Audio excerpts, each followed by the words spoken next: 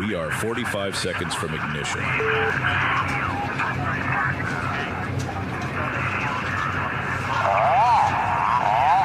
We doing Friday video? 30 seconds. Stand by. Radio.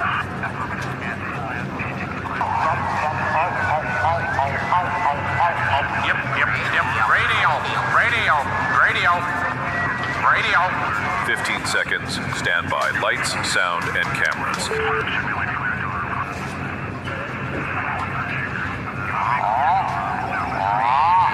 Radio. 5 seconds to live queue open and talent in 2.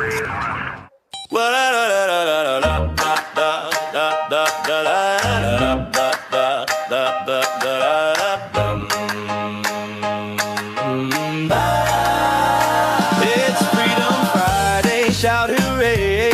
Bradley J's got the mic today. Producer Ron tries, oh he sways to be less gay, just one more day. Phil Bell's groove and freedom's his jam. Big Gretch dreams, but we don't give a damn. Oh, freedom, sweet freedom. Ring that bell from the hills to the cities. We all yell, oh, sweet freedom. Can't you see? We're jamming for the red, white, and the free, Phil's our brother, he's the real deal. Loves his country, that's the appeal. Big ideas, big heart, big will, rolling strong with the freedom zeal. Ron's clapping, Bradley's snapping, Phil's laughing, flags are flapping, stars and stripes, we're all high-fiving. Freedom's vibe, it keeps us thriving.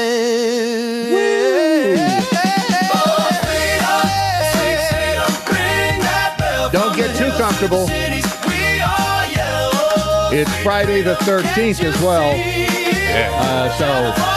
Yeah, you know what that means, right? You know what it means if it's Friday the 13th. Tomorrow is Valentine's Day, the 14th. Yep, that's it. That's about the only thing it means, because other than that, there is absolutely no basis for anything to do with bad luck for Friday the 13th. Yeah. There's a whole bunch of stuff throughout history that people have tried to weave together. I think the killing of the Knights Templar was ordered on the Friday the 13th. Let's see, what else was there? Friday the 13th. Let's see, Knights Templar. France. 19th century France, 1834 article in Revue de Paris mentioning it's always Fridays and the number 13 that bring bad luck. It's the French. You gonna believe the French? The French? You can't believe the French. We just had the French judge in the Olympics cheat. Try to keep us from getting a damn medal. I did not know that. What happened? What was it? The French judge cheated. No, what were they judging? One of the Olympic competitions. Okay. I mean, I don't think, do I have to be any clearer than that? Okay. Other than it's the Olympics, and we'll get to it. Okay. But we've got that, and and how can it be bad news or bad luck when just like that, they're gone? No more threat. No big whoop. No nothing. The Trump administration has repealed an EPA rule that classified carbon dioxide and 5 other greenhouse gases as a threat to public health. So just like that, we're good. The finding under that basis, that was Al Gore's baby, and that was the basis for just about everything that we had to deal with down here at the consumer level, from emissions to the EPA. Why do we still have the EPA? That's a good question. Because we'll never get rid of the EPA. That's why. No, but they did get rid of the EPA by now on the cars. Finally, have they? That's what they said yesterday. He's like, I'm killing that stupid crap. Who said that? The person who was the EPA people, whoever it was that they came out with yesterday. Let me find the story. Well, they don't get to decide whether or not the automakers keep the start-stop on their cars. Well, they're not going to mandate love it that anymore. Stuff. No, right. Come on. Who loves that? Some people do. They think they're doing their bit for humanity. The endangerment finding of the greenhouse gases has only been around since '09. It feels like a lifetime, but it's only been around since '09. Classified carbon dioxide, methane, and 4 other greenhouse gases as a threat to public health and welfare. It underpins the Clean Air Act emission standards and rules for cars and light trucks, power plants, and oil, as they say in the South, oil and gas industry facilities. This is about as big as it gets, according to the president. He said at the White House with EPA Administrator, Mr. Zeldin. Is that who you're referring to? Yeah, Lee Zeldin. Yeah. So under the process just completed by the EPA, we're officially terminating the so-called green endangerment finding. If a Democrat gets elected, is it all coming back? That's the problem now, is that we're so far apart on both sides that whatever progress we make, they look at it as, oh, when we get back in power, we'll just put it all back in. And then it becomes a nightmare. Greenhouse gas emission standards on light, medium, and heavy-duty vehicles that followed the endangerment finding have been eliminated. Thank you, Deuce 5. No longer will automakers be pressured to shift their fleets toward electric vehicles. Good. Yep. How about the car manufacturers can make a car, and then the public decides, oh, we'll buy that car, or we won't buy that car. Yep. And then the manufacturer says, whoa, they don't want that. I guess I won't make that anymore. I have nothing against electric vehicles. I think they're great. I mean, some of them are. Others are trash. But you get the right one, like a Toyota, a RAV4 hybrid. Those things are awesome. The endangerment finding emerged from a Supreme Court decision. Good grief. That was 2007. That's almost 20 years ago. Yeah. The greenhouse gas, that's the weird thing, is I keep thinking that the mid-aughts were just, a couple of years ago. The mid-aughts were 20 years ago now. I was looking at people on, what was I? Looking for something on Facebook, and then I saw a couple of friends that I hadn't seen in a long time. I was like, whoa, when the hell they get old? And then I looked up and I saw me, and I was like, oh, then. The Clean Air Act, the EPA must determine whether they pose a threat to public health.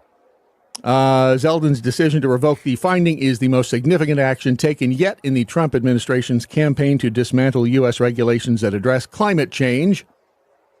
This is CNBC. I'm surprised they didn't put human-caused climate change. He described the repeal as the largest deregulatory action in American history. Possibly. Obama said in a social media post, because he can't keep his mouth shut, whatever happened to old presidents just going away? Just fading away. Yep. They don't. They don't. Not anymore. That is. And Carter did it for a long time until Trump. And then he decided, and I wonder if somebody else wasn't just in charge of his social media and doing it for him. That maybe Carter wasn't. Carter did not strike me as the kind of guy who would be out there saying nasty things about people. No. But, I mean, when you look back at Carter, the thing I remember, I don't even remember his presidency as much as I remember his Habitat for Humanity good stuff that he was doing, whether it was good stuff or not. I mean, that's ultimately. He did not found Habitat for Humanity. He did not. He's just done a lot for it. He just did a lot for him. And look, he was out there helping the community and basically faded away. Yeah. Until he wasn't. Yeah. Yeah. And then he was on the train. He was on the anti-Trump train. Did he get on the Kamala train? You see what I did there? He did for a little bit. I think he actually made some comments, or maybe his publicist somebody who was, whoever is running or was running his social media. Yeah. They got on they did all that stuff. Now, Trump is also this is an opinion piece in the New York Times, which I usually do not have the patience to read all the way through, but I read this one all the way through, and it's long. By James Rosen, and it is a really good opinion piece on. I get what is it an opinion? Well, TLDR it for us. What? It's. I'm going to. Oh, yeah. So it is. It is opinion. It is the. It was what did not come out during the Watergate investigation, and when they went out to depose, Which was what 50 years Nixon, ago now, right? 50. Yeah. Yeah. They deposed Nixon in 1974. I think was the date given there, and the grand jury that went out and to depose him, they wanted to keep it on the DL because they didn't want. It seems like they cared more about the country back then, but maybe they didn't. I don't know. It could be just perception. But Nixon did not, and he intentionally left out a big chunk of what was going on behind the scenes during Watergate. And he did it, in his own words, because he did not want the public's view of the military, especially the military, to be sullied. He said it would be way too bad for this country if people get the wrong idea. Which, I mean, it seems legit. That's a good thing to be concerned with. We had just come out of Vietnam at that time, right? He was still, and that was part of the reason that he did not want to get things all sideways with the military. He had made all of these advances with China. He had gotten us pretty much out of Vietnam, and he did not want the reputation of the military sullied, which you'll read about it in the piece. But there was some serious spying going on. It's essentially proof that the deep state really has been around forever. And they took Nixon down. Who was it? Bill Murray, when he was on Joe Rogan's podcast, I can't remember what article he read, but he said, as soon as I read that first line, I was like, holy shit, they framed Nixon. Yep. I mean, it really, when you get down to it, they railroaded Nixon, and the Washington Post reporters, Woodward and Bernstein, they were fed information from inside, from the deep state, because the deep state did not like what Nixon was doing with Vietnam and with everything else. And it's a fascinating look, and this guy has been I guess he's a Watergate historian, and it's really good. I sent it to Phil this morning, so get his input on it. If you have any input you'd like to put in, just use the hashtag What I Learned Today on the social medias, and you can find us over at the Rumble and on the YouTube, and because she still hasn't gone Tony on us. Plus, we're at thedailymojo.com, and on X, we're everywhere. Sojourner in Idaho, he gave higher scores to the French athletes. Oh, the coach. I thought it was a she. Was it not? Was it? I thought the judge who cheated was a she. Yeah, it doesn't sound like something a guy would do, does it? Sounds like something a woman. You know, Ron, you're always telling me you can't trust women. And I'm like, I know. Okay. Oh, shoot. That's sorry. No, Ron is never saying that to me. He's not ever. That is not what Ron says. As a matter of fact, you know what time it is, Ron? It is time to get an update on Nancy Guthrie, which this is the weirdest thing. I think I may have said this yesterday, but you've got the entire Justice Department pretty much, right? Looking for this woman. You got the FBI. You got the entirety of the federal government, whatever resources. And it's so strange that they cannot find her. It really, this is so odd. And anyway, so here's an update on some of the things that they have found from our colleagues over at, NBC, I guess. Liz, how were they able to get these new details about the suspect? Yeah, Tom, well, the most critical thing they did was analyze that surveillance footage that was taken here at the house. That's how they were able to get those details, like his height and his build. The FBI is hoping that this is now going to help narrow down the thousands of tips that are pouring in. Tonight, investigators back outside Nancy Guthrie's home, erecting this white pop-up tent on the front porch, the very place where Nancy's Nest camera captured those chilling surveillance images the night she disappeared.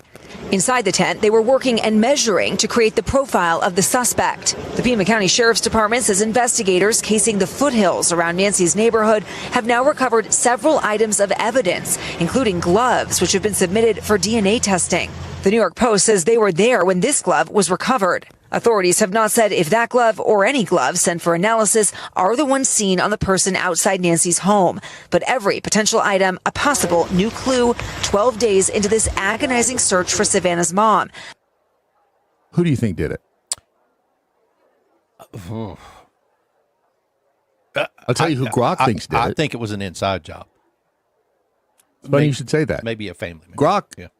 Grok thinks it is not an inside job. Really? I said, hey, I said, hey, buddy, how you doing this morning? He's like, hey, what's up? Hey, what's up? I said, given the evidence gathered in the case so far, what is your educated guess on who abducted Nancy Guthrie? And statistically, is she still alive? And he went through all of the evidence, the doorbell camera footage, the updated description, the physical evidence like the multiple black gloves recovered, the ransom notes, the person of interest who was released without being charged, and so far, nearly 18,000 tips. How do you even manage those? Educated guess on who abducted her. The evidence strongly points to a stranger or opportunistic perpetrator rather than someone known to the family. Interesting. Now, again, we know what Grok is. He's just a really good researcher, and he goes out there and he gets a bunch of information. So this is just an educated guess based on everybody else's educated guesses. The suspect appears to be an unidentified male matching the physical description above. Masked glove, backpack equipped, captured on video. What was in that backpack? Was it a tarp? It was something weird. It's not a random crime in the classic sense, given the apparent planning, the camera disablement. Although the camera disablement, the dude was retarded. If that, in fact, is a dude behind that mask. Because, I mean, that was like the most retarded attempt at disabling, if that's what he was trying to do. I mean, what was he trying to do? He went over and got some bushes and it just, because you can knock those things off with your hand. They're not like welded onto the house. It's generally two screws and not generally put into something very sturdy. Statistically, is she still alive? Sadly, the odds are low at this point. 12 plus days post-abduction as of mid-February. Stranger abductions, kidnappings, especially of adults and or the elderly, have poor survival rates beyond the initial days. So I don't think that's surprising, and if I'm Savannah Guthrie or one of her siblings, I'm hoping against hope, because why not? And do you think that Savannah will return to the Today Show? I don't think she will. Can she return? And why do you not think she can return? I don't know. I think, quite honestly, I think she's probably going to make a family-based decision to not return. If she does return, that's really all anybody's ever going to think about her anymore anyways, is because she's been in the news on this abduction thing with her mom. I don't know, dude. Maybe she can find it within herself to get back into it. There's precedent for people coming back after weird stuff happening. I'd forgotten about him. But yeah, you really don't have to say anything more. That right there. You're right. That's it. Katie Couric, remember her husband back in 98? Her husband died. Was it colorectal cancer? And she came back. Yeah, but Chanel Jones. Hers wasn't taking over every news cycle for a week. Her husband. Well, it was 1998 too. Yeah. I mean, it was prior to the interweb and all of that. So these are different times. You're right. Chanel Jones. The weird thing is all three of these examples that the Grokster provided are all today. Must not be lucky to work there. Chanel Jones, who was a Today Show co-host back in last year, she took an extended leave while her husband battled and ultimately died from glioblastoma. She returned to the show in September, 5 months later. So, and then Bobby Thomas. And I remember Bobby Thomas. She is a contributor on Today, and she, back in 22, returned to the show after a 2-year absence following her husband's death. So there is, and I think it's funny that the other, one of the other examples he provided was Anderson Cooper has openly discussed profound personal losses, his father's death when he was 10, his brother's suicide when he was 21, and continued his high-profile career, even hosting podcasts and specials on grief. Don't know that really qualifies, but because, as you said, this is a lot of national attention, and it's like headlines all the time. But John Walsh. Yeah, when his boy was killed, yeah. Yeah, but again, that was pre-interweb also. That was, 40 years ago? Yeah. By the way, who was it? Sojourner in Idaho? This is the French judge. Told you. Dude wouldn't do that. It's a woman. Has to be a woman. Had to be a woman. What did she do? Where is it? Dubois. What's her name? Jezebel Dubois. That's a pretty name. She is Frida Wednesday Dubois. Awarded Fournier Boudry and some dude 137 points, the second highest total of any judge. She was also the only judge not to award Team USA more than 130 points. She's French. What do you expect? Come on. The same country that brought us Black Jack Shellac. Remember him? I do not. Black Jack Yeah, Shellac. you do. Black Jack Shellac. With Bugs Bunny. You don't remember Black Jack Shellac? Wow. You call yourself a cartoon aficionado. Frankly Speaking is in the First Amendment room over at thedailymojo.com. Never watched her on TV. Leftist junk. Yeah, I understand what you're saying about I used to watch Today all the time. And Savannah Guthrie is the least offensive. I've never found her to be, I'm sure you can find examples, but I've never found her to be overtly just a pain in the ass. I mean, I'm sure she is, because after all, she's a woman. But, she has not, and Trump even said he gets along with her. So, but we'll see. Who knows? The Today Show, of course, they're lefties. They didn't always, at least they didn't have the appearance of always having been the leftist pinko wackies. Right? I mean, it just used to be different. You know what? Since we're here, we might as well, because I had some other. Well, I have to do this the correct way. Might as well do this now because we did have some other Olympic news.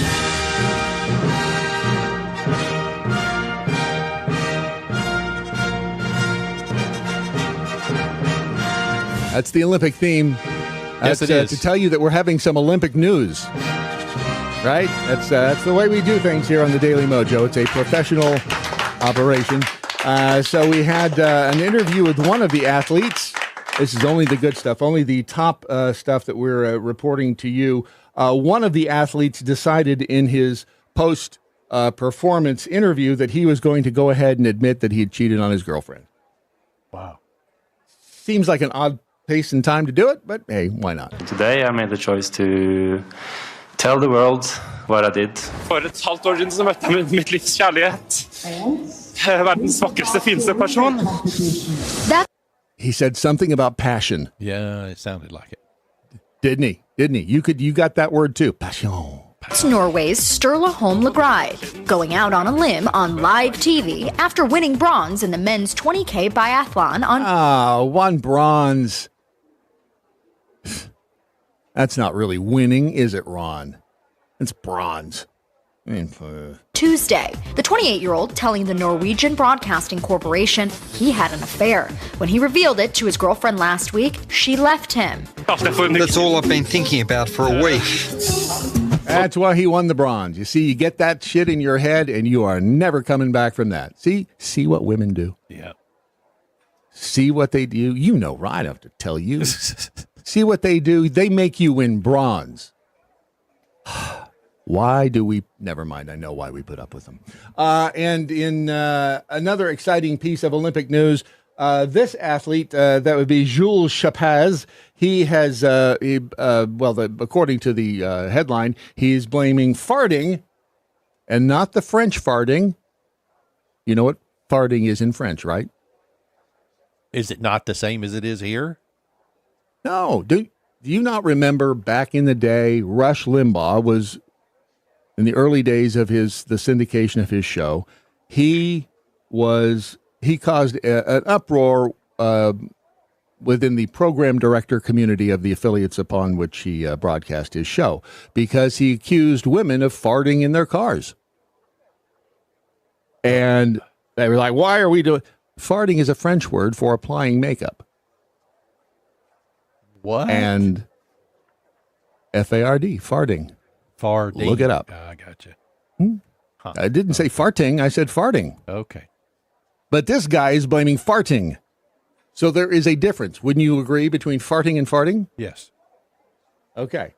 Now that we know the difference, back to the guy with the farts. Jules Chapaz, a 26-year-old French cross-country skier, has blamed a severe bout of gastroenteritis for his heartbreaking exit from the Olympic men's sprint. That would suck, would it not? You get a hold of a bad Taco Bell burrito, and you're out. Something you've trained for years. Yeah. And just because you needed the MoJo burrito at 2 a.m, you've eliminated yourself from the competition because of elimination. That's a thinking man's joke right there. That's much like farting, except it's elimination. After advancing qualifying, he struggled with nausea and abdominal bloating, leaving him unable to compete at full capacity in the... You know who served him? No. A woman.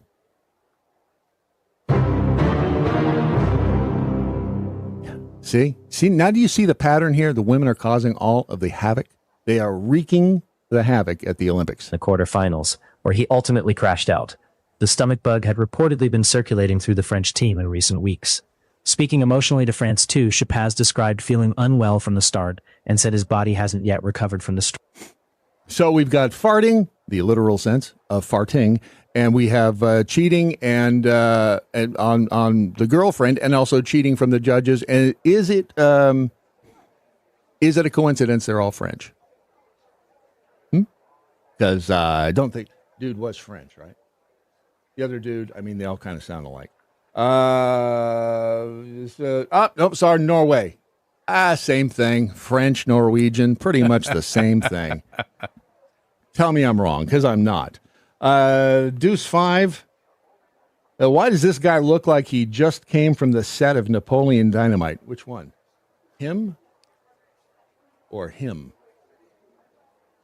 I don't know which one. See, Dark Jedi 67, thank you. I fart in your general direction. Ron, please name the movie. Monty Python. Really? Yes. Yeah. Holy cannolis. I am... You know what? I'm coming down the hall right now. I'm going to hug you. I can't get... I fart in your general direction. You were going to get a big old hug from me, but I couldn't get untangled from the mess. When you won't get the... I shouldn't say this because some people probably would from emergency food have gastrointestinal stress, but I've never had gastrointestinal stress after having any of my Patriot Supplies food. They are making this particular portion of the program possible. Is there another word with a P I can get in there? That they are making it possible this morning. So if you want to go to preparewithmojo50.com. preparewithmojo50.com. And what do you get? I can't remember the deal you get. So it's going to be like a surprise deal, but you also can register. Where is the sign up? What if I do the refresh? Because you can sign up to win. No, not going to pop up. It was a pop up. Oh, right there. Ta-da. Well, no, that's not what I was thinking of. But anyway, you see, there's all kinds of good stuff. Go there yourself. I don't need to do all your work for you, do I? No, of course I don't. Prepare with MoJo50.com. We get a little something, keeps this program moving forward. And you, of course, get prepared for whatever the next woman comes up with to throw down in the path of your life. Yep. Can I get an amen? Amen, brother. Yeah. Is your door locked, Ron? Yeah. Because this door's locked too. Yeah, prepare with MoJo50.com. Taste the honey sauce. Like I like it. Ooh, yeah. This is the Daily Mojo Friday. Chenzo 125 in the Rumble chat room. Sorry, I have so many things going through my brain this morning. It's difficult for me to keep them all organized. But I've heard this theory before. I don't know that I really buy into this. Maybe Nancy is alive, and this is an elaborate setup for her to disappear from her family. Basically, she faked her own disappearance. I would put the odds against that at about 99.999%. You're an 84-year-old woman. I don't think... No. I mean, do you? Even at 60, I don't have the time to plan some shit like that or the desire. Certainly do not have the energy. Yep, no energy to plan that. I can't imagine doing it at 84. To do this. Yeah. But that said, it is not completely outside the realm of possibility. No, that's why I the just give it 0.0001%. Yeah. Yeah. So if I were you, Chenzo, I would go to Vegas and put some money on something, because if you do win that 0.0001%, the French dude at the Olympics who had he should have bought some new underwear. And this is actually good for you, Ron, because and have we seen this? This seems to me that possibly we may have talked about this, but I'm not sure. Smart underwear that will analyze your farts and tell you whether or not you're healthy. 32 times per day on average. The average person farts 32 times a day. Well, I don't. Yes, you do. We just don't want to think about women, do we, Ron? We don't. That's the other thing. I mean, as devious as they all are, we just don't want to think about it. Don't get me started on women farting. Right? I'm telling you. The University of Maryland scientist monitors gut bacteria via flatulence. Scientists developed a wearable sensor that clips onto underwear and monitors your gut bacteria by measuring hydrogen gas in flatulence for up to a week on a single battery. The device detected dietary changes with a 94.7% accuracy. It was a study of 38 people, so it was not huge, but revealed the participants passed gas 32 times daily on average, far more than the 10 to 20 episodes people typically self-report. I never really thought about that. If somebody came up and said, how many times a day do you fart? Would you have any? Oh, no, I would have said 2 or 3. I don't even. I think I just did, and I don't. Maybe you just fart and don't know it. I don't know. Slips Could out. Be. Yeah. Yep.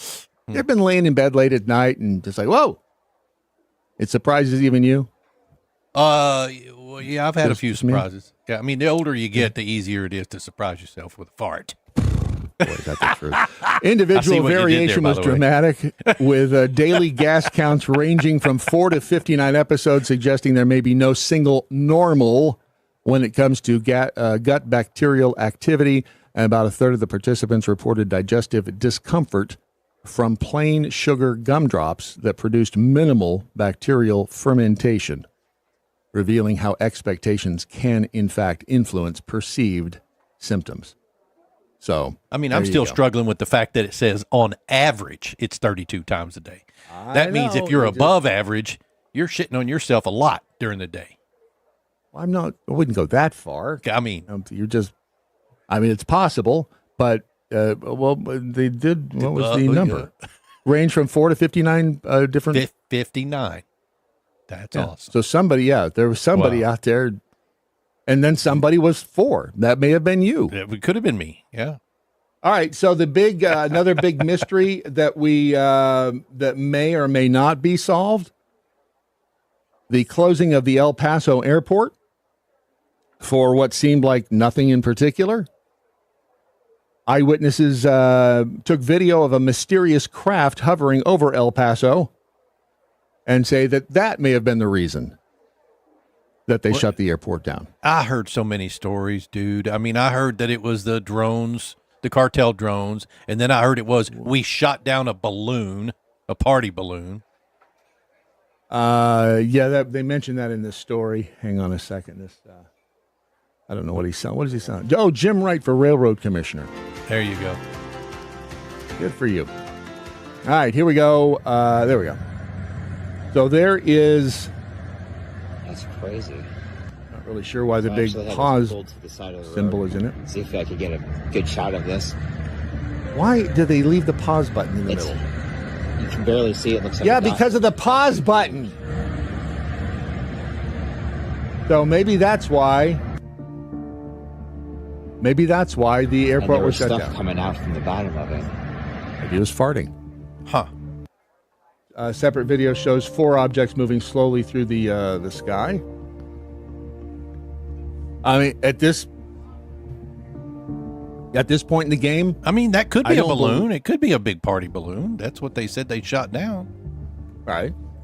Except party balloons don't do what that one did. This is Jiminy Christmas. Good Lord. Okay. Grand Prairie Ford's having a sale. What? I know, right? That's Ford. Nope. So was it a UFO? Maybe that they're not going to tell us the truth. They never tell us the truth. But you got to think. If it was a UFO, they wouldn't tell us it was a UFO. They went way the opposite of what Biden did with the Chinese balloon. I mean, they went way the opposite. They shut it down.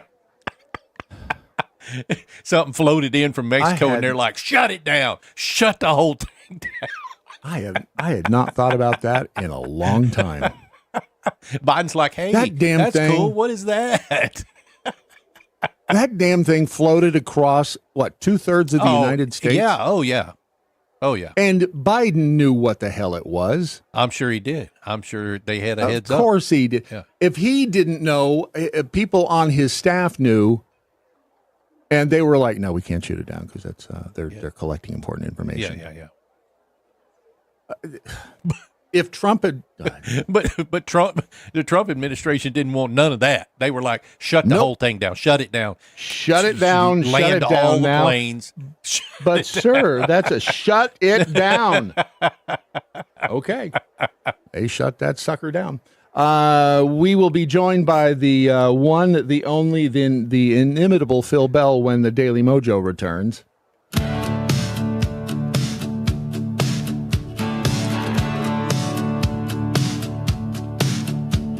Sun's burning down on this 9-to-5 grind. Clock's ticking slow like it's messing with my mind. Boots scuff the floor, feel the weight of the day. But that whistle's gonna blow and I'm on my way.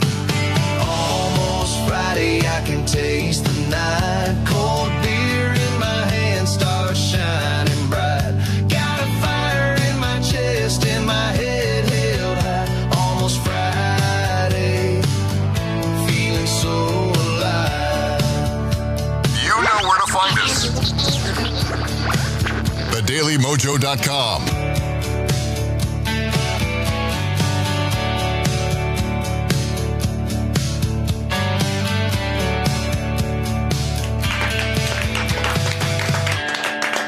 Something else I had to tell you that was very important, and now I cannot. I can't find it. So, no, I did not see. Is it important? You can just look at it a bit. It's hold on, no.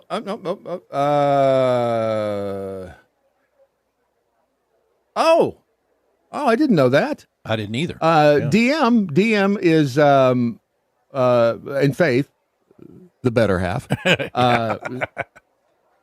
She just had knee replacement surgery. She's recovering. So send her all the well Faith. wishes. Yeah, please. And a big old DM. You're always welcome back, anytime. You do not. You'll always have a home here. That's all I'm going to say, right? Yes, sir. That's all I'm going to say. Yeah. Let's see. Is this the thing? Get on board Phil's Freedom Train. I believe it is. Rolling up, feel that joy again. Phil Bell. Phil Bell. Let go of the pain. Get on board Phil's Freedom Train. Oh yeah. That's the perfect intro for Phil Bell. Yeah, it is. really It's got is. soul. It's got a beat. You're saying that because he's black, aren't you, Ron? I'm saying that because I like Phil Bell. Come on. Thank I'm you, pretty Ron. sure you But said that because he's remember, black, and it's all right. I'm not black, according to Biden. And I mean, Biden that's was true. the And president, right? So, I mean, it must be true. Yep. Good point. And Or maybe you the obviously you have auto pen. Yeah, maybe it was the auto pen. that the wrote auto that pen. line, Yeah, right? you're absolutely right. It could be racist, which is why you haven't seen the auto pen. He probably kicked it out of this administration. Is it? Right. You think? Does Trump use that? I'm sure he does. He right? I does. mean, there have to Yeah, be he things does. that he uses it for. Yeah, there's no problem. Trump does, I'm sure, and I bet Bush did, and Obama, and the rest of them. And there's no problem with the auto pen because what you have to do, you got to sign a lot of proclamations and like, oh dear, Mr. Bell, thank you for writing the 1 millionth letter telling me that you should be Amtrak CEO, but it's not going to happen, But the problem was, did Biden know? That was the whole thing, and I don't think Biden knew, and I think a lot of the people who were around him who were actually leading the country, they just said, look, you know what? Go ahead and do it. Put the old man's signature on. And they did. And the opinion piece, I sent Phil this morning the New York Times op-ed on Nixon and Watergate. We're all very familiar. There's one of the images here that's the iconic image right there. The iconic image of Nixon reading the resignation. Those pages have to be they're in his presidential library, are they not? The pages that he's holding. They absolutely have to be. Surely. I sure hope they were preserved. And it's go ahead. Sorry, I don't want to go off on a tangent because you're. What was so interesting about this, if anybody has a chance to read this article, it is a deep discussion of the deep state. Now, I can't tell you how many times over the past 10 years when we have used the term deep state because President Trump started doing it as a candidate and we ran with it, that I've heard people on the left and the right say, oh my gosh, you're just a conspiracy theorist. There's no such thing as a deep state. I remember one guy said, I'm going to unfriend you if you say deep state again. And I said, well, let me tell you about the deep state. And of course he unfriended me, thankfully. But this proves it exists. It has existed for a long time. And it's not just that it has a problem with one man. It is the enemy of us all because it even has an enemy in itself. Yep. I normally do not read op-eds like that because they just bore the snot out of me. But this one, and that was a long one. And it was fascinating. And I think if the Watergate situation happened today, Nixon would not have resigned. Not right, now. Absolutely. I mean, he got railroaded, and it was clearly the deep staters that didn't like him, didn't like what he was doing, wanted him out. But I thought, and I wanted to make sure I wasn't visualizing this in the wrong sense because it's hard for me sometimes to see what some of the left-wing hacks when they put a spin on things. But he really did, I think, love the country. Yeah. And I think he had respect for the United States. He did not want it to, he did not want the public's opinion of the military to be sullied.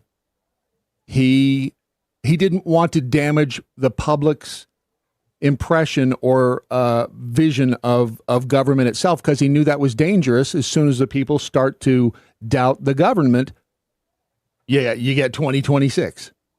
Right. And I think you're 100. Oh, go ahead, sorry. No, just go ahead, because that's all I got. That's as smart as I can sound.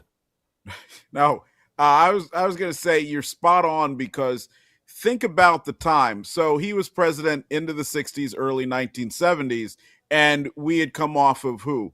Eisenhower, Kennedy, Johnson. Mm-hmm. And so even though now we might look back and say, oh, well, Johnson was kind of crass and Nixon swore a lot and Kennedy was involved with all kinds of crazy stuff, even though we still kind of love him. And Eisenhower was not tough enough on the deep state, although he also pointed it out. You had an era where Americans truly embraced government and trusted it. And so Nixon actually, and I thought that was great, looking at it and saying, hey, not so much that we have to preserve that trust because it means something to me, but we have to preserve that trust because it means something to the people. That was him being very selfless, and that was great to see.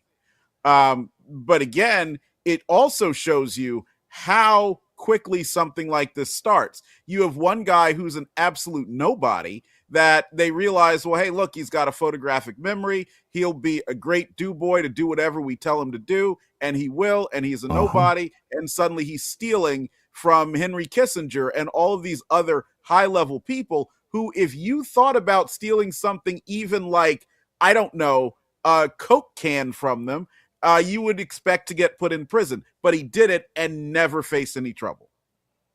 He not only did, what's his name, Radford? Radford, yeah. Yeoman Radford. Yeah. And he's 82, and he declined. He did not have a statement. The author of that piece reached out to him, and he declined to give any, probably smart. But, I mean, it went so far as to say that he was going through Kissinger's briefcase. Right. He was going through these generals that he was digging into their personal stuff, looking through their briefcases and pulling papers out. I mean, the cojones on that guy were as big as watermelons. Yeah. But then what they say, he was a Mormon? Is he a Mormon? Right. He was Mormon and someone else was Mormon, and that's how they got to be friends. And then the kind of conspiracy grew from there. Yeah. So anyway, I highly recommend anybody who would like a better understanding, or at least a better impression of who Nixon was and the fact that the deep state did take him out, to read that piece, because it is fascinating. And some of that information just now, I mean, he was printing it, he said, for the first time, right? Yep. And look at some of the people whose names that you see in there: Brent Scowcroft, Al Haig, all of these big names who, were respected throughout the 70s and the 80s and into the 90s. I remember seeing info about a Brent Scowcroft speech at Boston University when I was there, and that was a big thing to go to. And they were all part of this and all had a hand or were associated in some form, which tells you how difficult it is to do the job that President Trump is doing. Because even if people come with you and you like them, they can get subsumed by the deep state. So it's tough. And yes, Sojourner in Idaho, I tweeted out a link to the piece. It's over at the New York Times, surprisingly. All right, next up on the agenda here. Let me add one thing. You mentioned something. I just wanted to say this because you mentioned the New York Times. The New York Times acknowledge there's a deep state. No matter what, how much of the article you read, just realize the New York Times acknowledge there's a deep state. That is groundbreaking. I would say that they would come back and say, well, no, that was just an op-ed we published. Right. That's what their excuse would be. Say. Yes. Yeah. All right, so this one, headline over at the Hill, Gallup will no longer measure presidential approval after 88 years. It seems like a big deal that they will no longer track presidential approval ratings. Is this a big nothing burger? Is this something to be, is there anything we can glean from between the lines on this? Well, first of all, I think it's not a nothing burger. I think this is one of the most positive things that have happened to conservatives in 88 years, because all this stuff, what the Gallup poll, mainly because they were so big for so long. In fact, for years when I was a kid, I thought the only poll was a Gallup poll, was they would always do what Rush talked about. They would shape public opinion, not measure it, because they would go out and say, well, you know, the president's under 50% approval rating. And if he's under 50% approval rating, that means that you Republicans, you can't win the midterms. Oh, no. Oh, my gosh. And once they do that, the next thing that happens, you have sitting members of Congress start to drop out. Well, I don't want the fight. You have the top tier candidates who would normally be running for some of those seats where we have a shot to have some pickups. Oh, sorry, I don't think I want to run. I don't think it's possible. That's the way they would start to influence the process. So that's good. Now, the reason why I think they're getting out of it is I believe that they realize that their influence is starting to wane.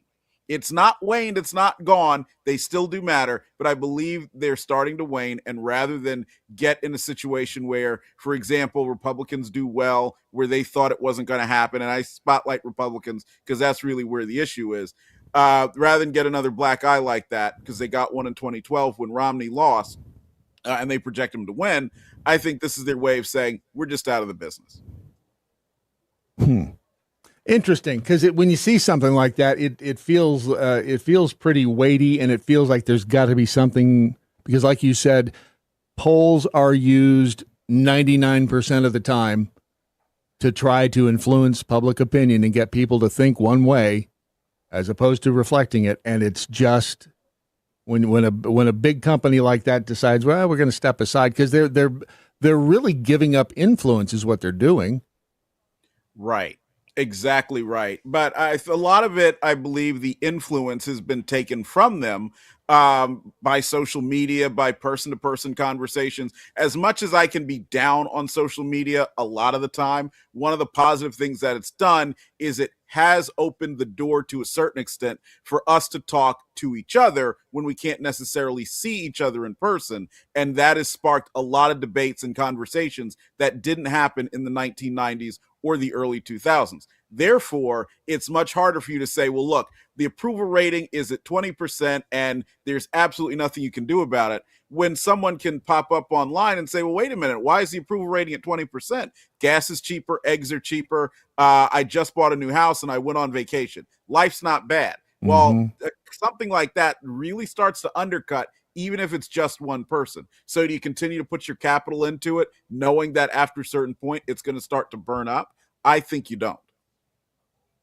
Or if in the case of if you're talking to a liberal and you're trying to give them a really good, well thought out argument, it's their opportunity to remind you that Trump is a rapist.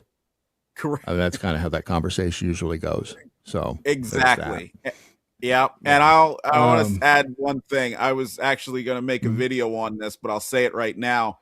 Look, do me a favor, everybody out there. Don't argue with liberals on socialist media. Just post your stuff and let them come back at you, because that is one of the biggest time sucks that really gets us, is we try to argue with them and you say, well, look, here's why I'm right. And you give them chapter and verse, you give them a whole thing. And then they say, yeah, well, Trump's a racist, Epstein files, and girls don't like you. And you're standing there like, what? Right. What happened to the debate we were just having? Yeah. Yeah. Yeah. And then you have to go, all right, point number one.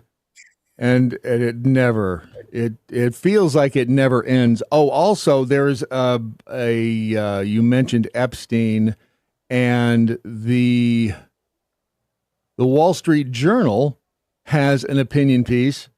The real Epstein ring, the disgraced financier's ex-pals enjoyed his parties and vast network. And basically it's saying there's no smoking gun. There hasn't been much of anything in these files so far, has there? No, there hasn't. And that's the reason, I think that's one of the biggest reasons why, it was never, ever going to be the thing that a lot of people on the left and the right had hoped for. They were looking for this just overwhelming evidence to say that this executive, that executive, and the third executive and Jeffrey Epstein were all out there and they were just abusing children. They were doing this, that, and the other. The reason why you haven't seen a lot of those people convicted is because that's not the case. And don't get me wrong. Even for some of those people, like Catherine Rumler, who is leaving Goldman Sachs, who was Obama's White House counsel and was the chief attorney for Goldman Sachs, someone who was scalped that big, even though she was deep enmeshed in the left, some prosecutor, attorney general, local prosecutor, state attorney general, you name it, if they could have gotten something on her and gotten her scalp, they absolutely would have already. Now, the real mystery, which I don't think we're going to find in the files, is how did Epstein maintain his network while doing apparently nothing at all? That's the real question. And who are the people behind? Now, those people who I do believe are part of law enforcement and part of government and so on, they are not the people we elect. They are the deep state, and we are not going to uncover them just by looking at stuff like this. Who was it that in this the thing that the lefties hated the most was that one of the FBI documents was a 2006 conversation in which Trump called the Palm Beach police chief to say he knew about Epstein and Ghislaine's behavior and thought it was vile. So he's on record in 2006 kind of blowing the whistle on Epstein, and he said he's once around Epstein when teenage girls showed up. He says he recalled to the police chief, and he got the hell out of there.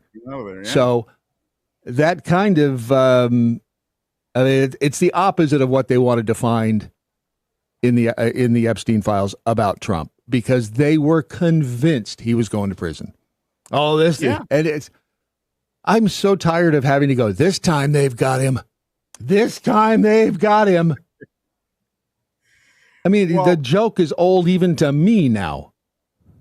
I think Trump played it exceptionally well. The analogy I like to use is a screen pass in football, because what does the quarterback do? He backs up, he lets some of the defenders get real close to him, and then he throws it over them to the receiver who, runs with it and gets a lot of yardage. Well, they spent how long? All of this time saying, look, we're going to get him, we're going to get him, we're going to get him. And then again, they didn't get him. Now, one thing that is worrisome that we do have to watch out for is, and I think there was one of the articles I sent you was really the point of all this, what they're doing on social media is they're trying to repeat the pedophile narrative. Well, you're the pedophile party. You're the pedophile protection party. All of that kind of stuff. And so remember, all of the goal is to influence the people who are not paying as close attention. They're not paying as close attention to the policy. They're not paying as close attention to the news. They're not stupid. They just have other things that they focus on in their life, which is perfectly normal. Mm-hmm. And the goal is to try to get them to keep hearing pedophile, pedophile, pedophile, so that way they can say, well, I'm going to vote against the Republican Party because it's just full of pedophiles. Well, there is absolutely nothing to substantiate that. And guess what? A lot of the people they've been turning up are Democrats. Yep. It's been a little uncomfortable for the Democrats with the whole Epstein thing. And maybe that's why Trump even did the whole, are we still talking about Epstein? I thought that may have been a little clever misdirection on his part, just because he knew that Epstein, anything that came out of his mouth with regards to Epstein would be front page news. And that's what everybody did. They leapt on like, oh, look, Trump doesn't want the Epstein files out because he's in them. And then pretty much crickets. The aforementioned referenced piece was that the New York Post, Ilhan Omar, eviscerated for suggesting Trump is a pedophile and should be executed. Seems a little harsh. Illegal Ilhan, as I like to call her. Obviously this is an example of what they're trying to do, which is, like I said, if they repeat it enough, they'll just hope it's true. They've had some success with that in the past. That's how they got everybody to think that George W. Bush was stupid. George W. Bush was not stupid, even though he was, his father was a big wheel when he was in college, and he certainly did get some privilege out of that. He also managed to graduate from an Ivy League school and be a pilot and do all of these things, and yet somehow he's stupid. He got elected president, but yet somehow he's stupid. I mean, give me a break. But they said it enough that enough people started to believe it. So that's why you have Illegal Ilhan saying things like this. But Illegal Ilhan has one other thing that that she wants people to forget, which is her phony winery, and how that is an actual scandal that can take her down. Because, basically that would be like me putting a sign on the door that says, this is Phil Rail and this is Phil's Railroad. And suddenly now Phil's Railroad is, valued at $20 million. Whereas yesterday it was 25. valued at the cost of the 25 sign that I put on the door. I'd say 25 million personally, because Phil Rail, people want Phil Rail. Yes. We Americans for Phil Rail. Because you could do everything wrong and still get it better than Amtrak. Yes. Amen to that. It would not be that difficult. So yeah, I read something on her winery, but what, can you give me the lowdown on that? What's that about? So her and her husband formed a winery. I think it's Est Crew or something like that. And they gave an address of this location where where the people there will create different wines for different people. It's like a co-working space for winemakers. So they had that, but apparently they haven't done very much in the way of actually manufacturing or selling wine or doing anything. But in her disclosures, it starts off with, okay, here's our ownership stake in this company, which is valued at, next to nothing. And then a year or two later, it's worth several million. And yet, you can't go out there and buy any of the wine. There's no distribution. There's no evidence of very much of a business at all. It was just them deciding, hey, look, the value of this startup company, which hasn't done very much business, is off the charts. By the way, let's remember, this is the exact same thing that Letitia James prosecuted Trump for. Yes. Supposedly inflating the value of his properties, whereas Illegal Ilhan has blatantly done it and actually done it in a documented way. And oh no, everything's fine. Just keep serving in Congress. And by the way, it's okay if you say the president should be executed.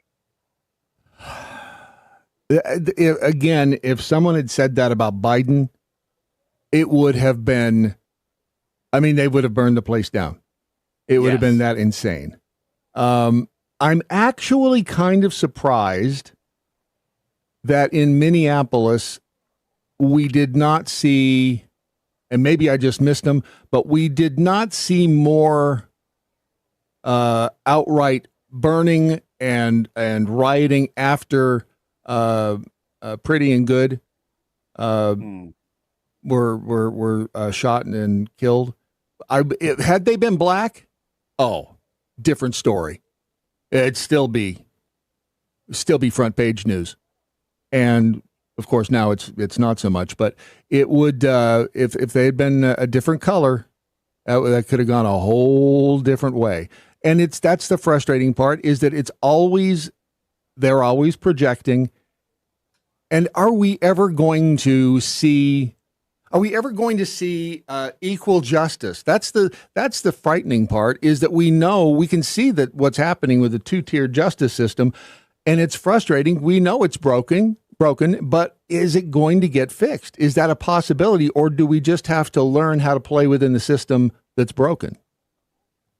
I think it could be fixed, but the problem is we have got to get around what keeps us from fixing it, and that is being comfortable in leadership.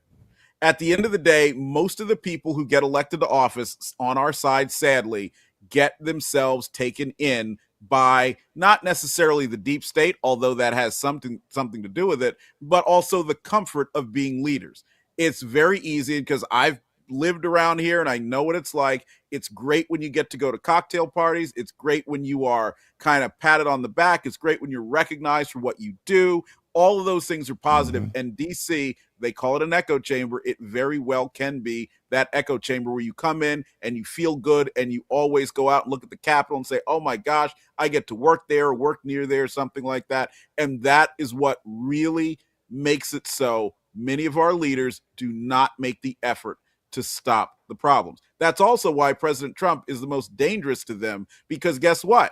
He lived the life and he saw how terrible it was and said, now I'm going to fix it and I've got nothing else to lose. So he's actually fixing it as best he can. Absolutely. All right. Need to take a small break here. And then on the other side, I want to talk about the grocery store.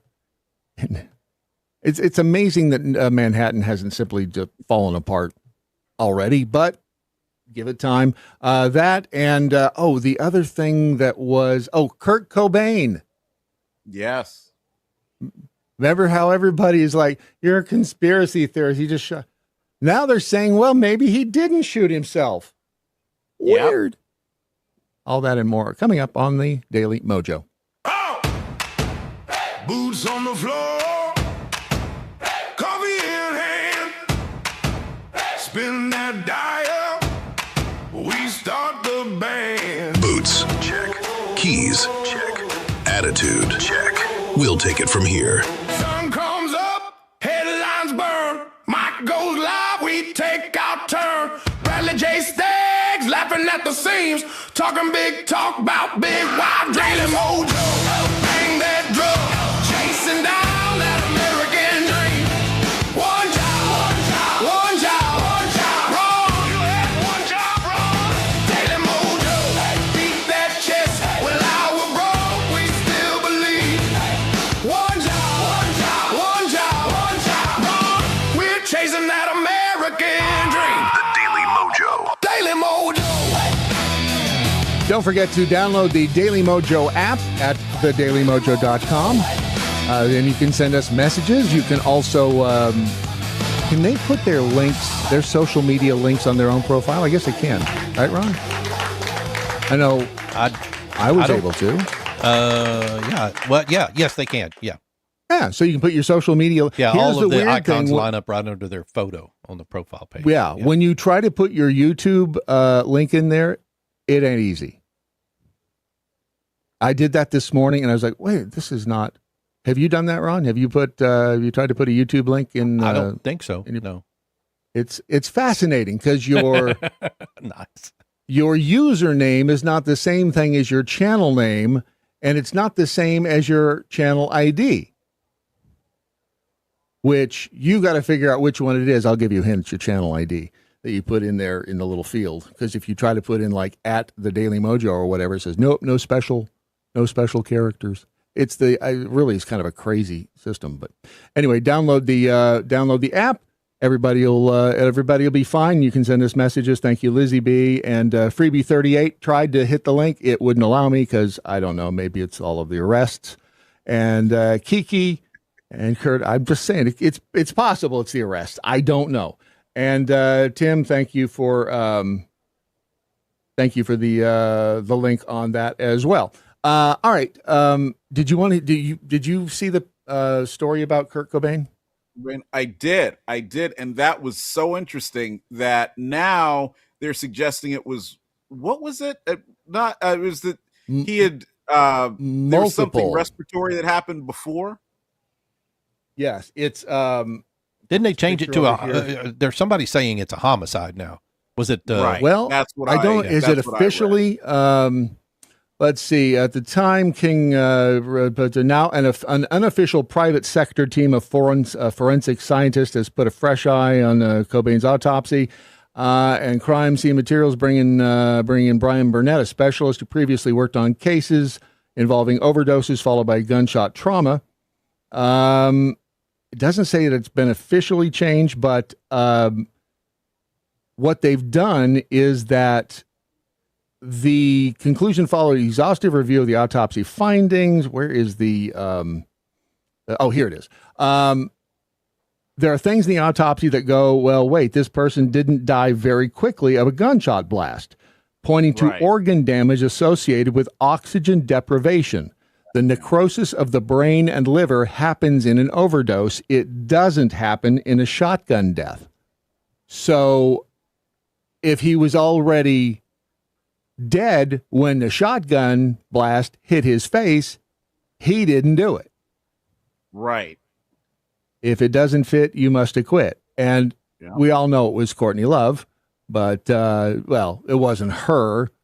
She had some people do it.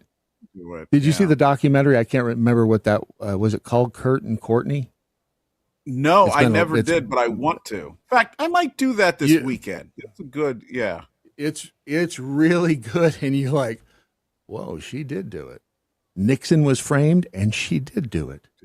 Son of a... Well, you know what? I had never seen a picture of the gun until this article came out, and one of the people in there is holding it, and it's a very long rifle.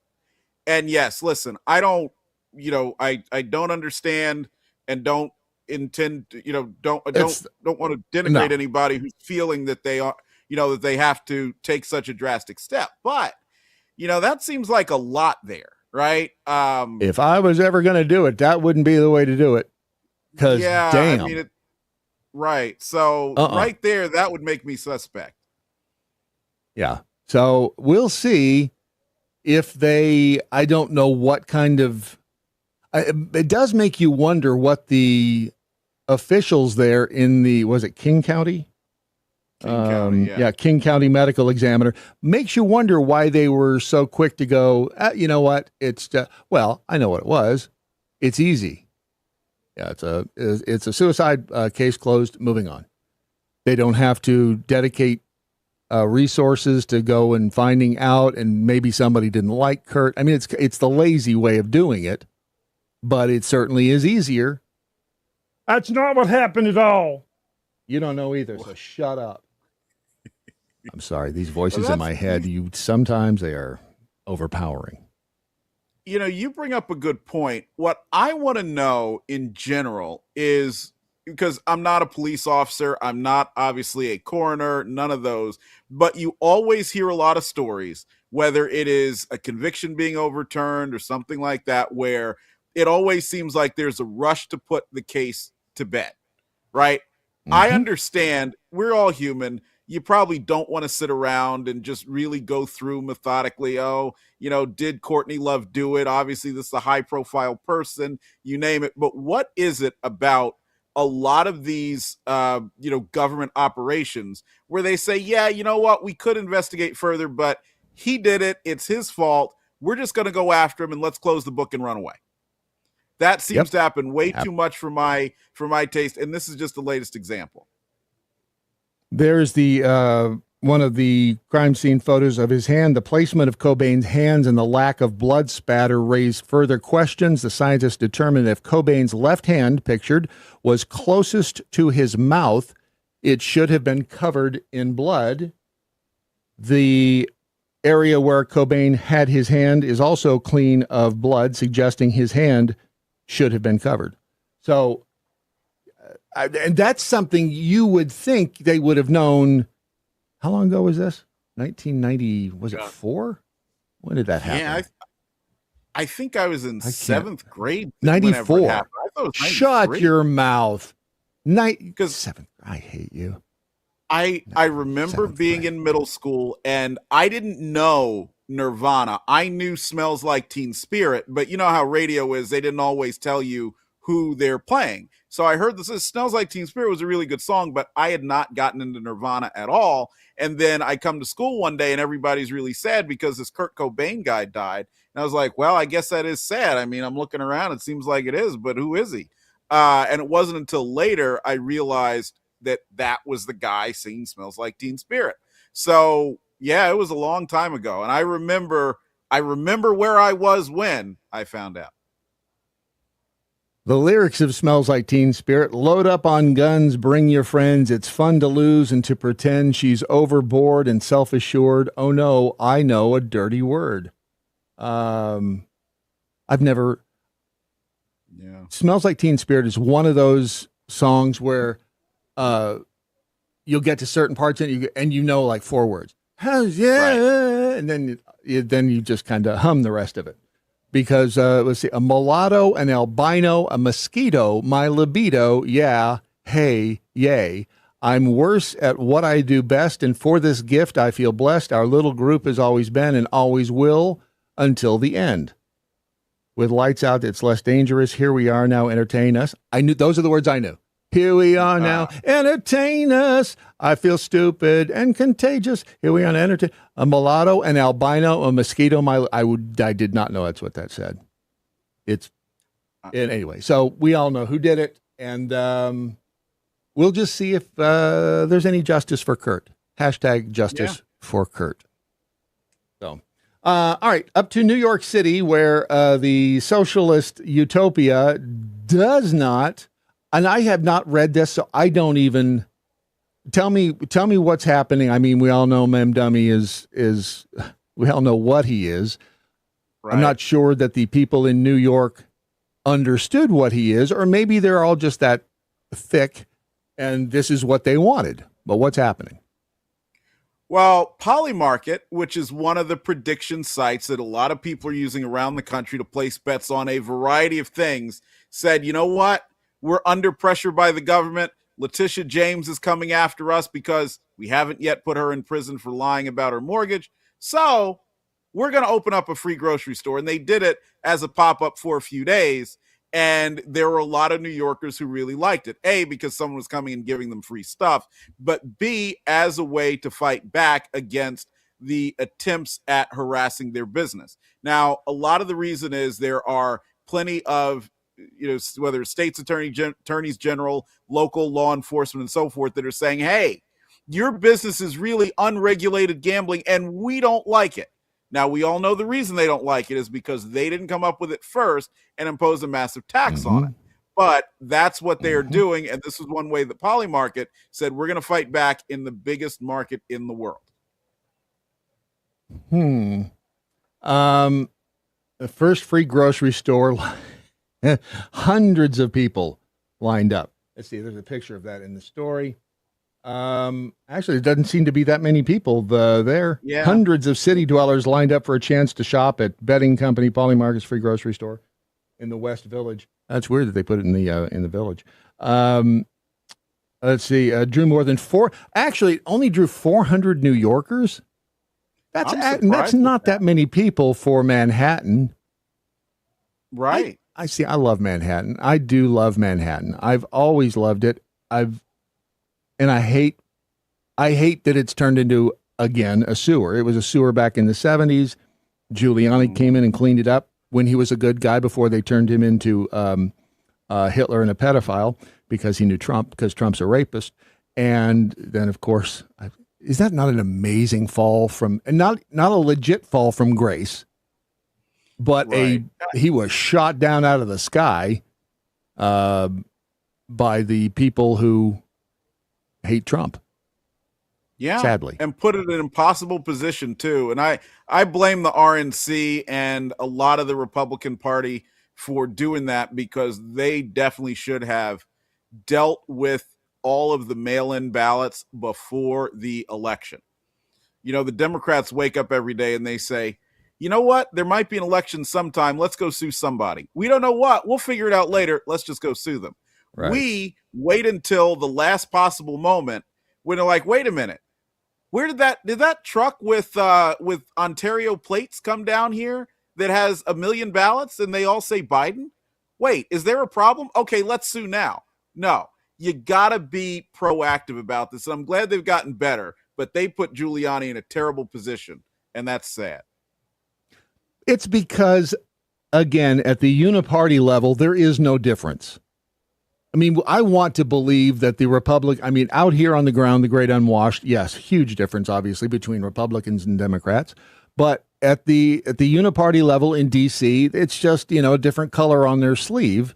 And maybe I'm wrong, but I'm certainly starting to think that they intentionally are buffoons up there. A lot of them, a majority of them. And when one comes along who is actually competent and tries to get something done, the acting buffoons do their best to take him out or her. That's exactly what happens. They have, and you come up and spend some time. And by the way, we'll go to a great steakhouse if you do. Spend some time around here. Right. You will see how comfortable it can become. Now, it's not special. The homes aren't beautiful in a way that you're not going to find anywhere else, but it's just a comfortable way of living. And if you end up losing, you're not going to get totally shut out of the cocktail party circuit. You're not going to get totally shut out of all of the rooms of influence. You'll still be able to have an impact. You just won't be in the Capitol or in the White House at that time. So therefore, you don't really have a reason to do all the stuff that you were talking about doing on your way in. I really do believe that a lot of them come here with that goal to actually accomplish something, but then they get comfortable, and it's very hard to understand, and it's hard to see happening to you until it has. I'm looking to see if I can find any video of them lining up out front. Hello. I don't know who she is. But... Linda Schmidt is live in the West Village with more on what is behind this viral marketing campaign. Free groceries. Okay, there's still not very many people there. I'm all ears. Yeah. Yeah, I'm really kind of surprised because down here I was like, whoa. Because it says they lined up at 2 a.m. This is the company right here. It's called Polymarket. They must not have had very much stuff in there. They must have gotten cleaned out really quickly. And what they do is they allow people to predict what's going to happen. The outcome. I think some money got spread around, and they said, well, hey, come on out and cover this and call it viral. And that's what happened. Because if I heard when I was in New Jersey, where my family lives, they said, hey, you can get free groceries. Okay, let's get in the truck and drive over. And we would have brought other people with us. Yeah. All right. There's some people. Yeah. There's a few people. Look, they brought their chairs with them. And holy crap, they brought heaters with them. Hey, can we talk to you for just a moment? Or maybe the heaters were already there. So people are able to get a tote bag. Do you know her? No, I'd like to. Go into the grocery store, fill up that tote bag with whatever it is that they have, whatever it is that they want. Look, they gave out free bags. I mean, we missed a big opportunity. And look at that. There's somebody back there with a mask on. That is never going away, is it? Ever. The masks are never, ever going away. They are just unbelievable. All right. Have we? Did we miss anything? Anything else you wanted to get to? Yeah. No, we didn't miss anything. I think that was we covered it all. We solved all of the world's problems. But I'm just happy. We're gonna have a 3-day weekend. It's President's Day. I'm gonna celebrate my favorite president, Donald J. Trump, and my second favorite president, Ronald Wilson Reagan. It's gonna be great. I'm looking forward to this. You know, Trump's a rapist, right? Well, so I've heard. But guess what? You know what? Whenever I hear crazy stuff like that, I just MAGA harder. So take that. Over at AllThingsTrains.com. So I want everybody to do me a favor. Please, on X at PhilBell4022, tell me where I should go this week. And I got to be careful when I say that because there are a lot of people that say, I'll tell you where to go. But what trains do you want to see me Ron has some suggestions.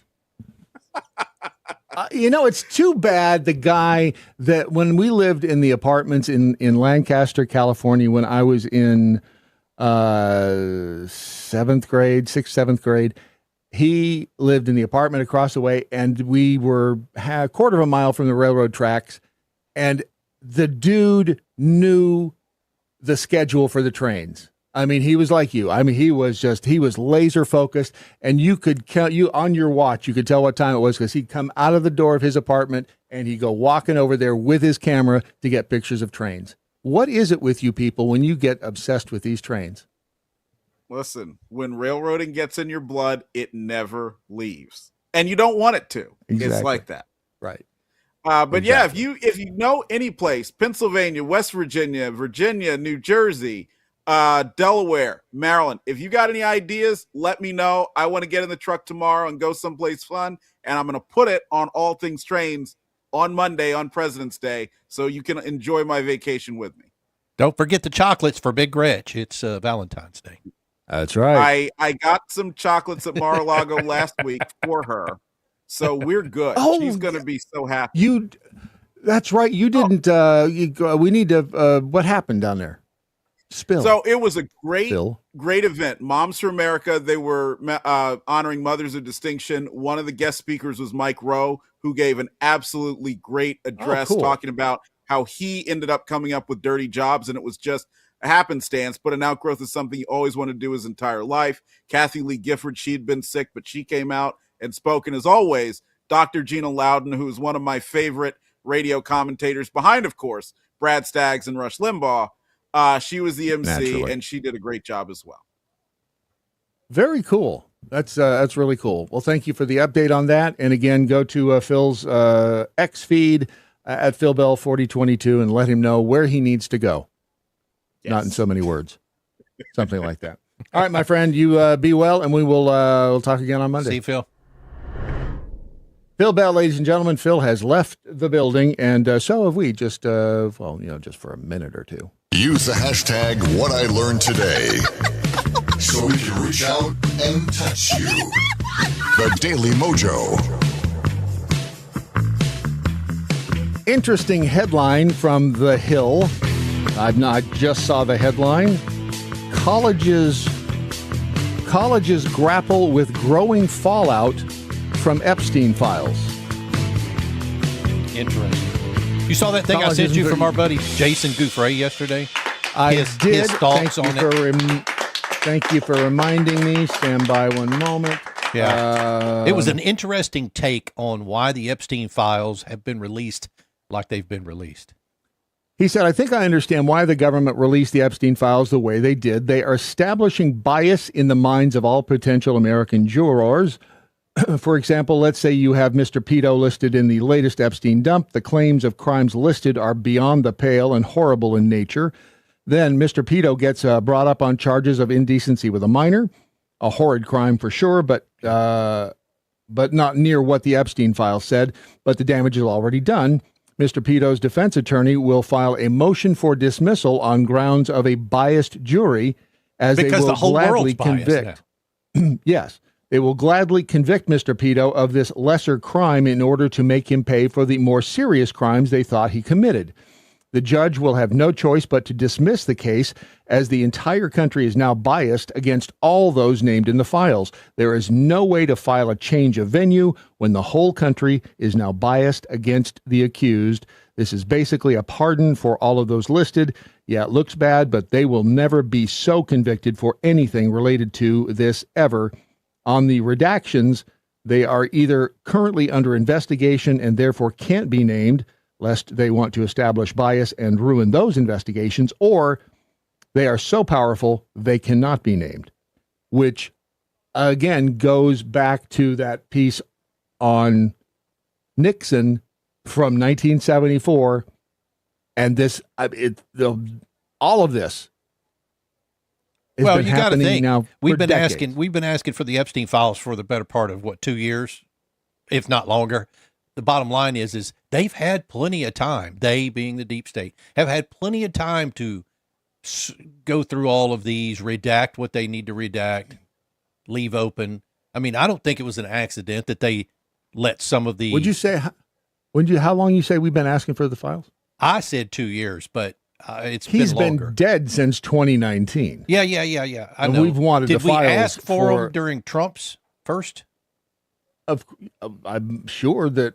Yeah, because people wanted to know it just seems who like was involved with him. Yeah. Okay. So, but they will never again. But going back to this, you will see, because in the deposition that Nixon gave, was it Ehrlichman who was the? Oh gosh.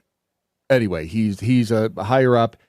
He took the 7 pages of deposition that Nixon basically gave the skinny on what happened with this that dude that we talked about. If you're just joining the program, this will make no sense.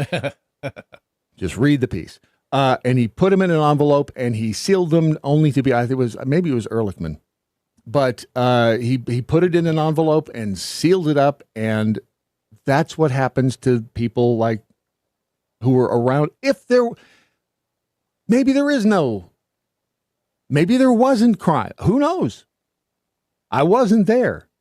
I wasn't present at any of the think about mentioned or supposed crimes. Who knows if there were crimes? The news, the mainstream media, hell, even the non-mainstream media, have convinced 99% of the globe that these people are pedophiles. I don't know if they are or not.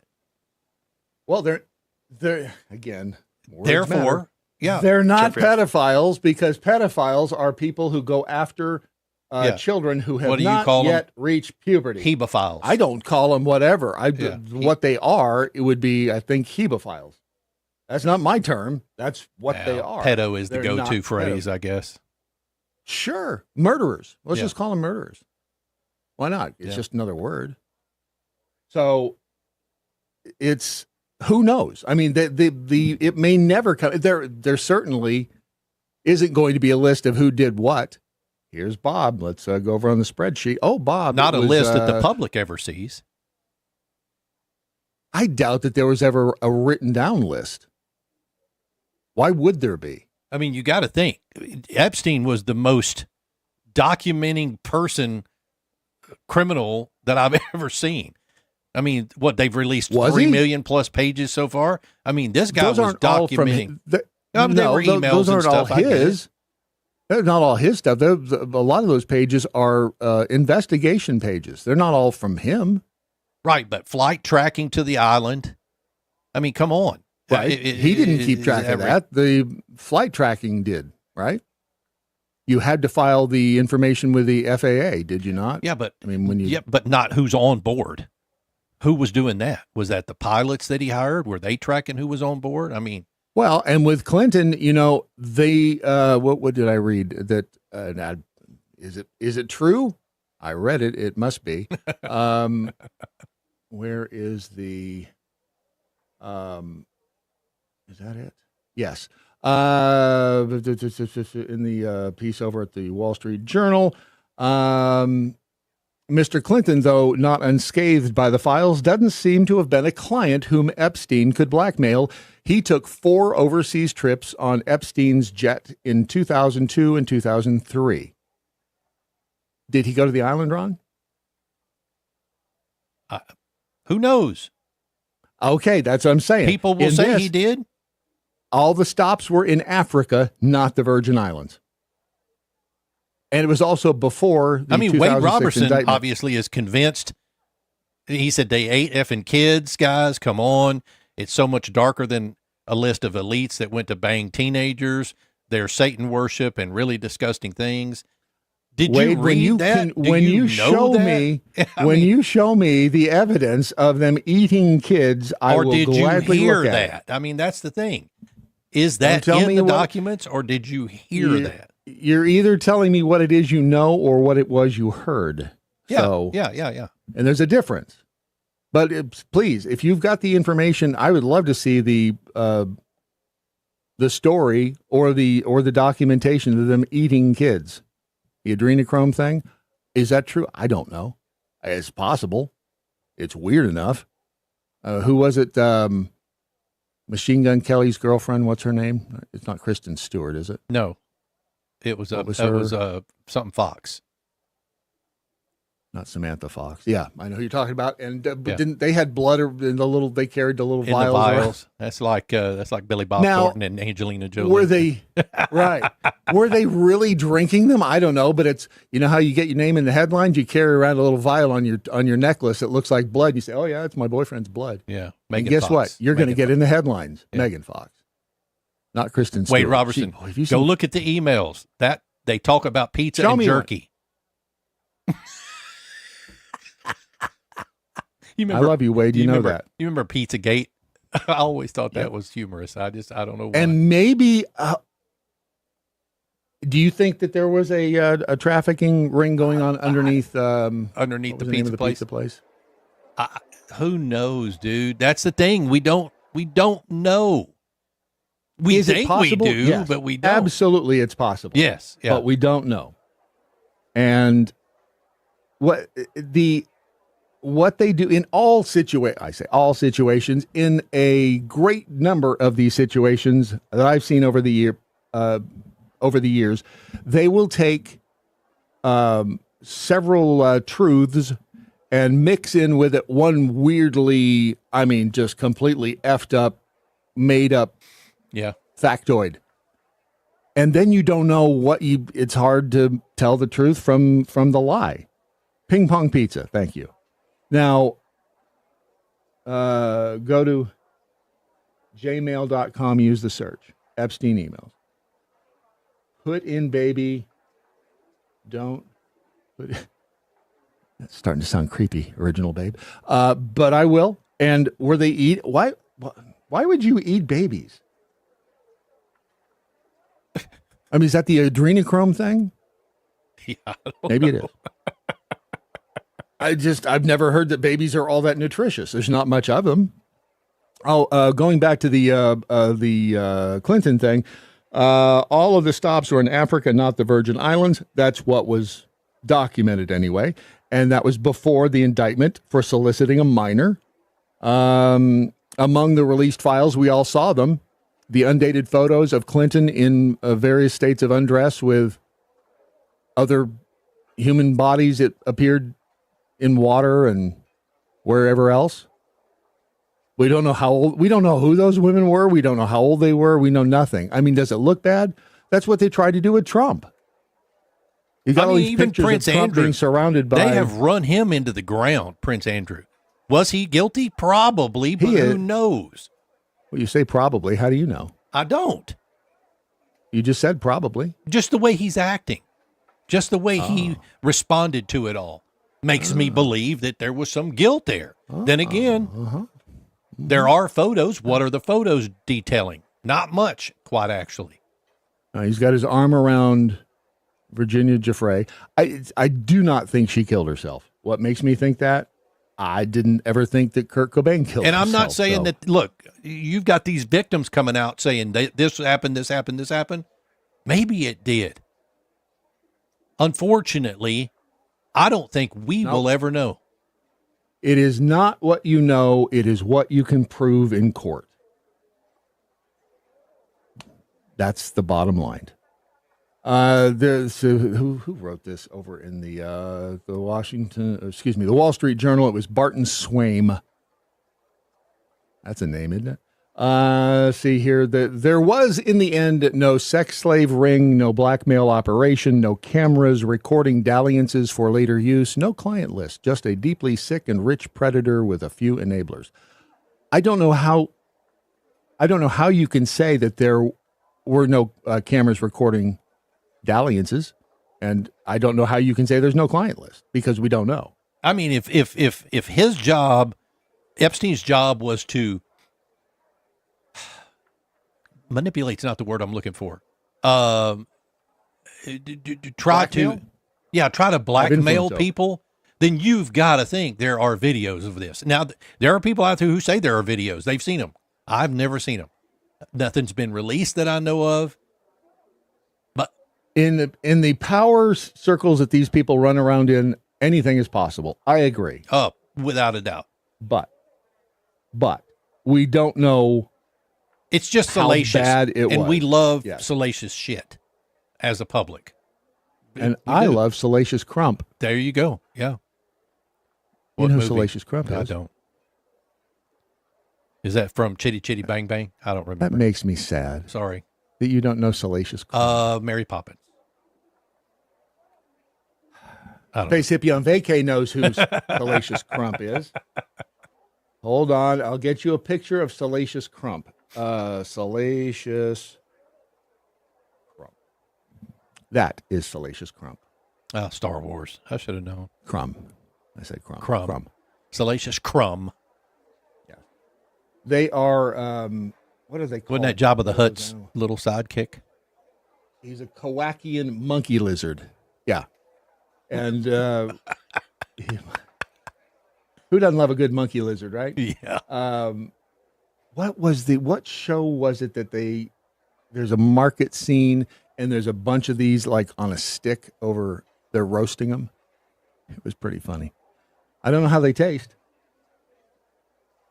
But that just reminded me of, was it Goldmember or The Spy Who Shagged Me? Fat Bastard. Fat Bastard, yeah.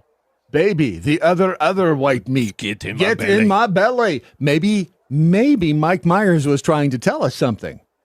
Maybe. You ever think about that? Maybe that was and that's why Mike Myers has not done a movie since. Not a big movie anyway. He was trying to tell us about the Epstein files all the way back in, is that late 90s? When was Spy Who Shagged Me? Was that 99?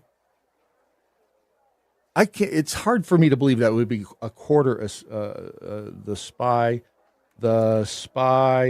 who shagged me.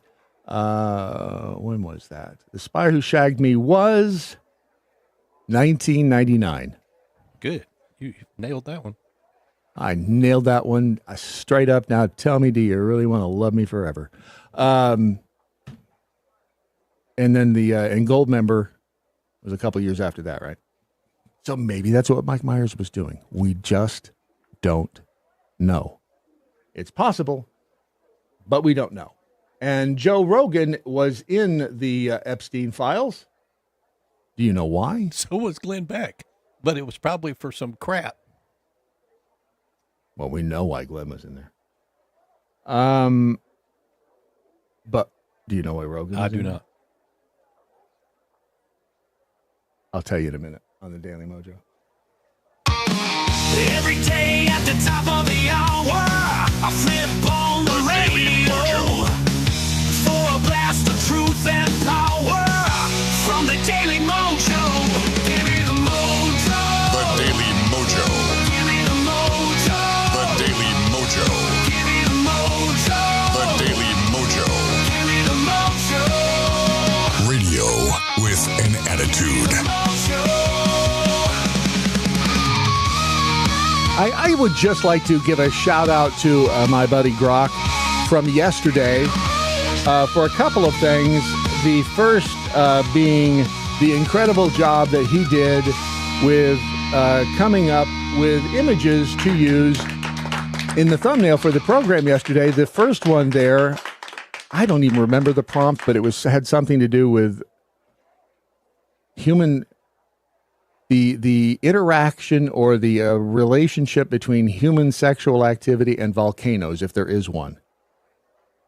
And that was one of the images. You know how you can tell that dude's got money? The dude in the thumbnail? Yeah. How? Because he got some chick to be in a volcano? How? Because he's fat as hell. So he's got money. That's the only reason she's with him. Is he fat? That looks like a belly right there, doesn't it? Okay. And a big old butt. It looks like his. He looks like a husky dude. He looks like a husky so weird. dude. Like not even close to what I thought when I looked at him. Like, you all of that, and that's what you saw. That's how you know he's got money. Okay. Because she's kind of hot and he's. You realize they're husky. not real because they're like on a volcano. All right, tell me, is this one? All right, tell me why she's with him. Oh wow. Well, he's kind of hot. I'm no. You don't get there? that one. He's no, hot. I'm not. I'm not doing that. She's hotter. Well, she's more in the fire, Yeah, really. she is. So, yeah. But I thought that was that is art, I think. Yeah. And didn't we ask the question, does AI, can AI create art, or does it just mimic other art that it has seen? Does it know what art is? Oh. It knows the definition of art. Yeah. So is there an artist who, and I've not looked this up, but is there an artist who paints abstract images like this of people merging with nature, for lack of a better term? Or is that pareidolia? I mean, but anyway, and I do have to admit that may have been a clickbait title. Volcanic sex. Just saying. But it was a good clickbait title. Oh, and while I'm there, don't forget tomorrow morning at 9 a.m. Central Time, 10 a.m. Eastern Time, it is another exciting edition of Saturday Morning Live. Tomorrow's episode, That Little Bastard. He'd be the little, I'm not talking about Jeffy. He'd be the little guy with the him. He's the guy who costs us money. Do we know it's a he? I mean, that literally looks like a Christmas elf, not Cupid. You know what I'm saying? Who do you think plays Cupid? The Christmas elf? Duh. Oh, okay. Yes. I mean, what do you think? They go find another elf? No, they hire one of the Christmas elves. They repurpose the Christmas elf. They're out of work at the moment. They need a job. Well, you know where they found them. This is great. Here. First convention of the Midgets of America. Fittingly enough, in Reno, which bills itself as the biggest little city in the world. And there's nothing small time about the reception they give the little people or about the organization itself, which is now campaigning for half fare on trains and airlines. For mid problems for little people include half-size adult clothing and getting properly sized furniture, especially tables. But the little people of America are going for high stakes now that they're organized. Thank you. I did look that up. There really was the first convention of midgets was in Reno. And it was called, I believe it was called the Convention of Midgets. It was not called the Convention of Little People.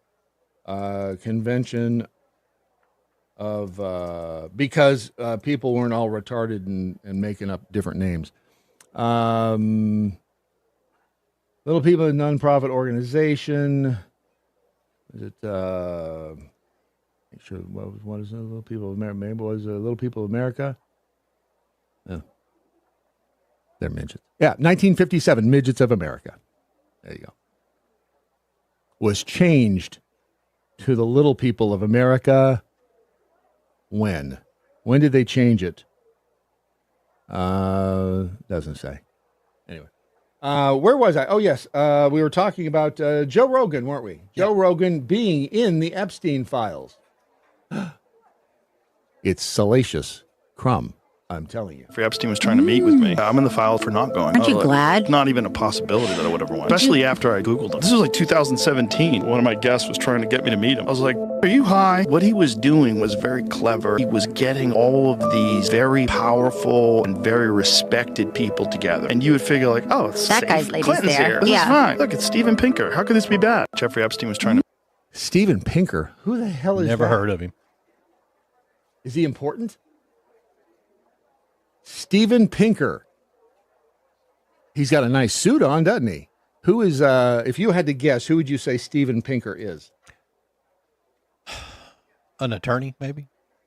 He is a Canadian cognitive psychologist and psycholinguist. That was going to be my first guess. Oh. I'm amazed that I was going to suggest that he was a cognitive psychologist and a psycholinguist from Canada.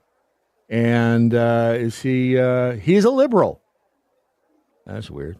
So, but Joe Rogan, and boy, did they edit the dog snot out of that. They did. Yeah.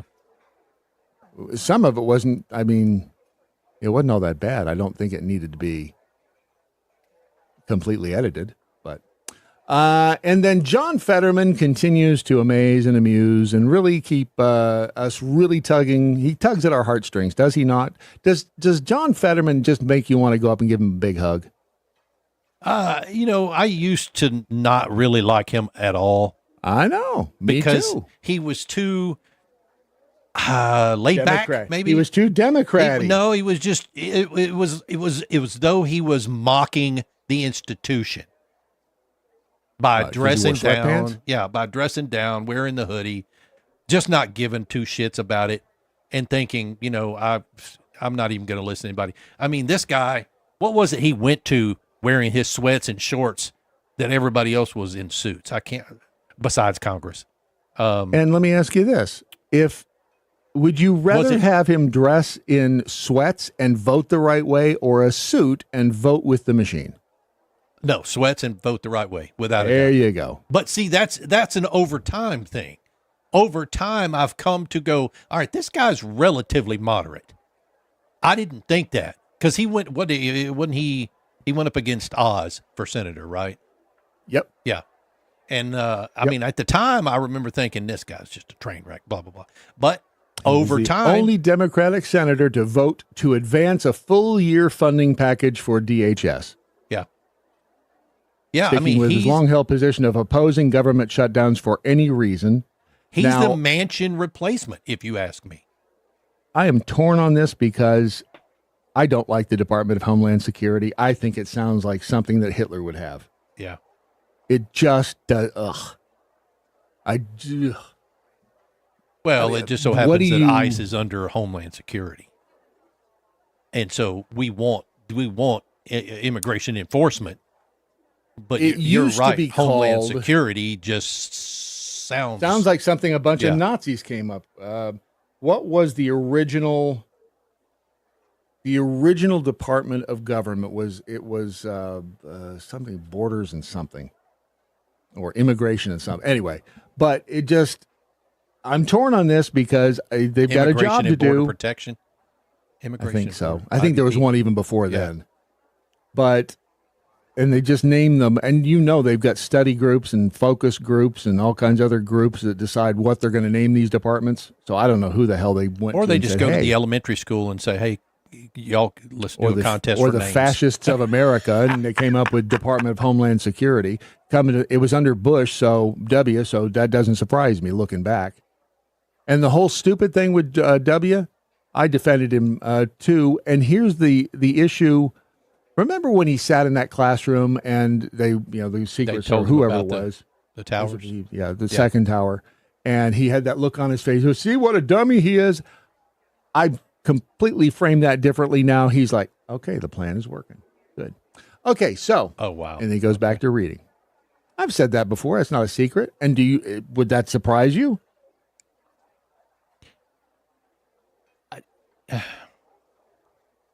I just don't think he was smart enough to have played a part.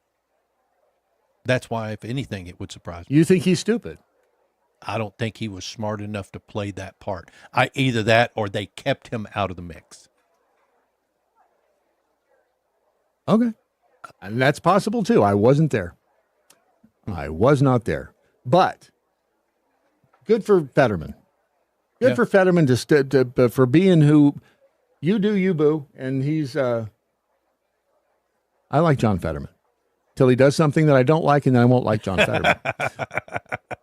A Bad Bunny, on the other hand, we went over some of his lyrics.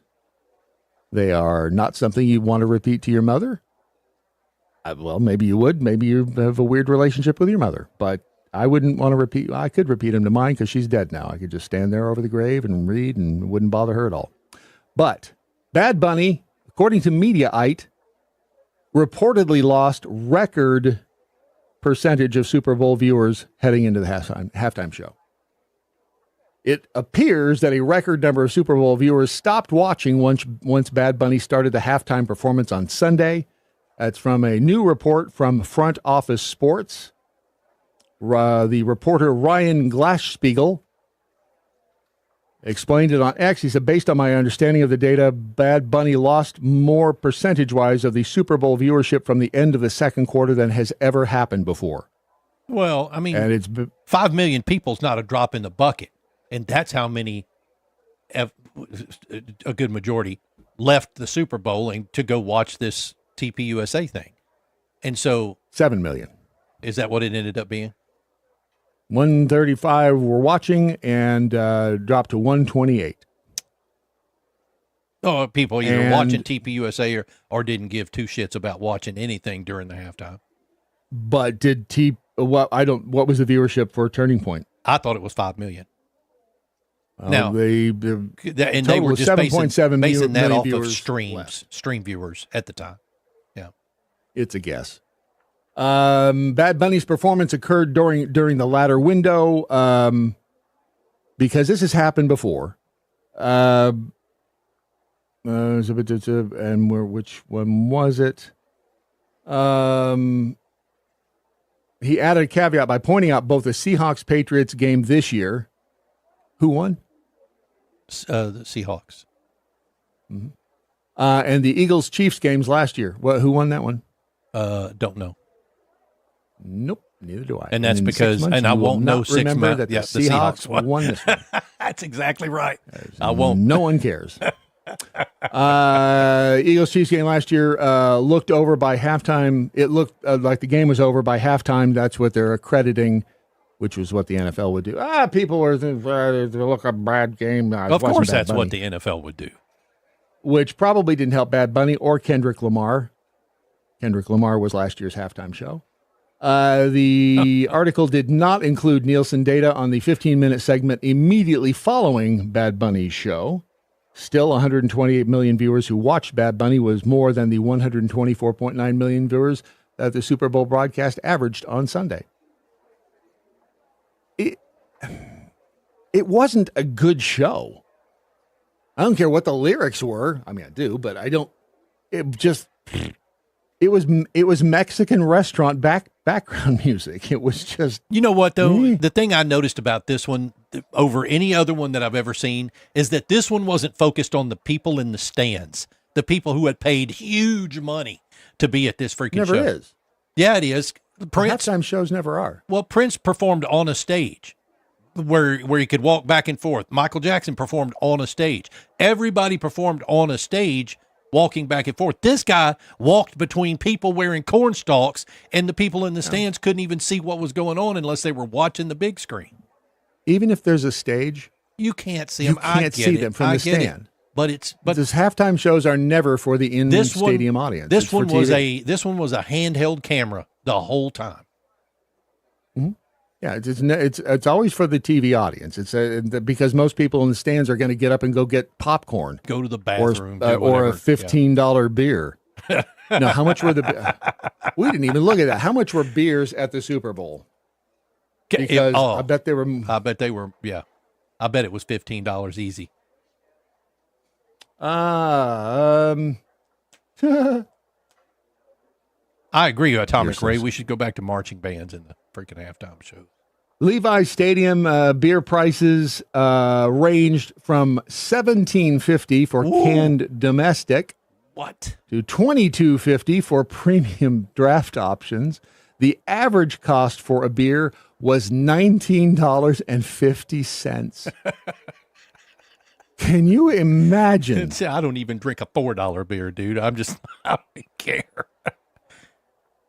Wow. How much was a damn hot dog? That's what I want to know. $20. What? $20. That didn't even come with fries. Nope. That is unreal. Canned wine was $16. Water and soda was $8 to $12. Good grief, they rape you. How much was a hamburger at the Super Bowl? Oh, $25. I can't easy. Ken McGee, a Patriots fan from New Jersey, scored one of the last LX burgers for general admission ticket holders. The $180 LX burger, a 3.5-pound braised beef shank burger, good Lord, that's created a lot for of the burger. Super Bowl, was on track to sell out before halftime, according to Levi Stadium concessions worker at Sunday. $180? But it's 3 pounds, dude. Can you show us? Do you have a picture? I don't have a photo. It's 3 pounds. Hell, I can't even get close to eating a 1-pound burger. I tried. Remember Fuddruckers? Fuddruckers had 1-pound burgers. Ugh. They did? Oh yeah. I tried to eat one once. That's like 4 meals. See if I can, let me see if I cheated death here. Hurry up. There you go. There it is. That's $180. That's freaking crazy. Wow. I gotta go. What do you mean it's last call? We gotta go make some money for our 60 burger. Yeah. That's 2 hours of audio deliciousness known as the Daily Mojo for today, Friday the 13th. Year of our Lord 2026. Did we learn anything during the course of the program? Over in the Rumble chat room, Not My Dog says maybe Silly Rabbit was hiding from someone. Right? He's a bad bunny. Elon Guru and people paid $1,200 a ticket. When the Titans were in the Super Bowl, I had a friend, he bought tickets for he and his wife and went down to Atlanta. And it's a football game. You get a better seat watching on TV, to me.